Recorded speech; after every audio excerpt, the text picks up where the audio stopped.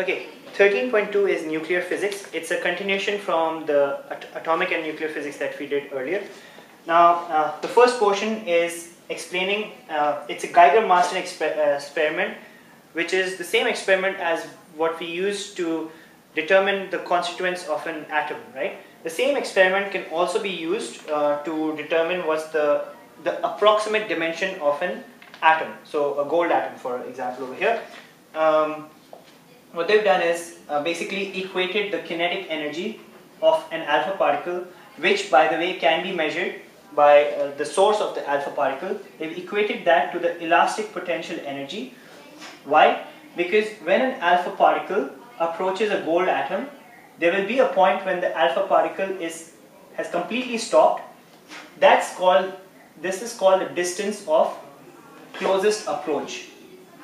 Distance of closest approach. Okay, so which is approximated to the size of an atom. At this point, the alpha particle has stopped and all the kinetic energy has been converted to electrostatic potential energy. Okay, now the electrostatic potential energy, as we know, would be the charge of the gold atom, where E is the elementary charge and Z is the number of, it's the atomic number of the proton number of gold, because that's the amount of positive charge that we are dealing with, multiplied with 2 charges on the electron, okay, divided by 4 pi epsilon naught d, where d is the distance of closest approach. Okay, so now when we equate this to the kinetic energy, we will get d equals ze square over 2 pi epsilon naught multiplied with the kinetic energy. Now this can be measured, like I mentioned, these are constants and we know these values, and this will, approximately, for example, if we talk about kinetic energy of approximately 4 mega electron volts, okay, the distance will be about 1.2 times 10 to the power minus 13 meters. Now this is an approximate measure of the dimensions of an atom. We know that this is an estimate. It has been demonstrated that at separations of more, what happens is that this is an estimate, and we now have better methods of determining accurately what the dimensions are, but at that point of time this was a good estimate of the size of a gold atom, or rather, in other words, we are talking about the gold nucleus. So because the alpha particle is going to reflect off the nucleus, we are determining the size of the nucleus. Okay, so this gives an approximation of the size of the nucleus. Now the second portion is talking about a Bainbridge mass spectrometer. Now what happens in a Bainbridge mass spectrometer is that, okay, the basic concept is that this helps us to identify the mass of atoms, or the mass of ions specifically. So we have a positive terminal here and a negative terminal here, okay, and from here we have a beam of electrons being shot at a gas. Okay, when the beam of electrons is shot at the gas is the electrons shooting here knocks off the electrons from the molecules of the gas, producing positive ions. Okay, these positive ions are then they are accelerated in this electric field. Okay, following which they enter this area called the this is basically the velocity selector. Okay, this area is called the velocity selector. In the velocity selector, there is a magnetic field, okay, which is crossed with electric field. Okay. Okay, so this portion, only this portion is called the velocity selector. So there is a magnetic field and it's crossed with electric field like this. Okay, so we know that when these positive ions are moving in this direction, we can use Fleming's left hand rule and talk about the force being acted on these. So the positive ion direction is actually the direction of current. The field is into the plane of the page, and therefore there is a force on this side. Okay, so there will be a magnetic force FB towards the right side, and if we make this a negative terminal and this a positive terminal, so there would be electric force acting on this side of Fe.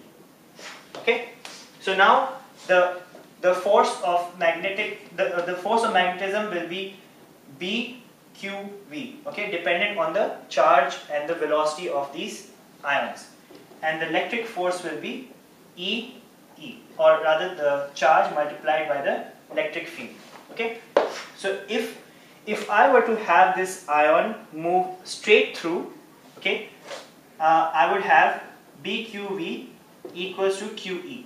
Why? Because then the forces on both sides would be equal, and therefore the net force would be 0 and the charge would move straight through.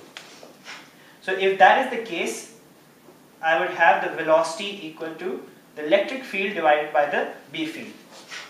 So in this case, by adjusting my electric field and the B field, I am able to select ions of a particular velocity. Therefore, I will have known the velocities of the ions entering this field over here.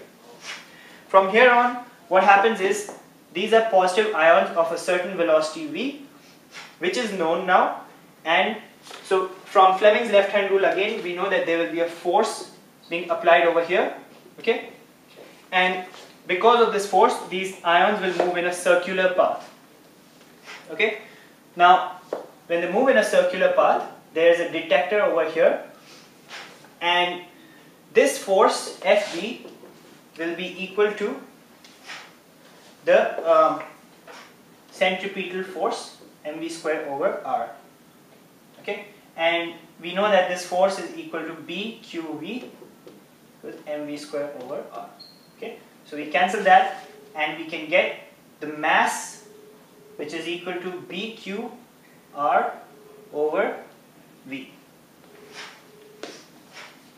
Okay, so we can calculate the radius of the orbit by observation, because by determining where on the detector screen these ions actually hit, we will know what the radius is. Now, if an ion has greater mass, okay, so it would actually have a smaller radius.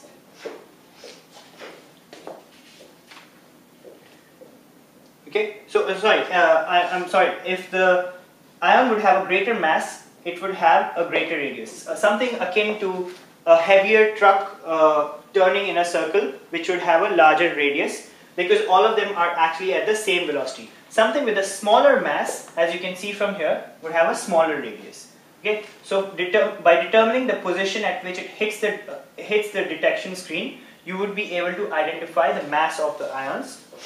And this is how you can actually also know about the existence of isotopes. For example, if you have a few isotopes, okay, then you would have detection points of varying masses. Okay, and notice that this mass or the radius also depends on the charge. So sometimes you might have, usually you have ions of the same charge, for example +1. But maybe you might also have charges of +2, which would have a different clump of detection points over here. So sometimes in the exams, they have asked that there was a group of detection points detected here and a group of points detected here. Why was that? So the reason for that is that there were different kind of charges on the ions produced in the gas over here when the electrons produce the ions. Okay, so that's the discussion of Bainbridge mass spectrometers. Okay, so that's 13.2.2. Now 13.2.3 is talking about the existence of nuclear energy levels, which has been covered in the previous section in atomic and nuclear physics. So we will skip over that because we've covered all of that.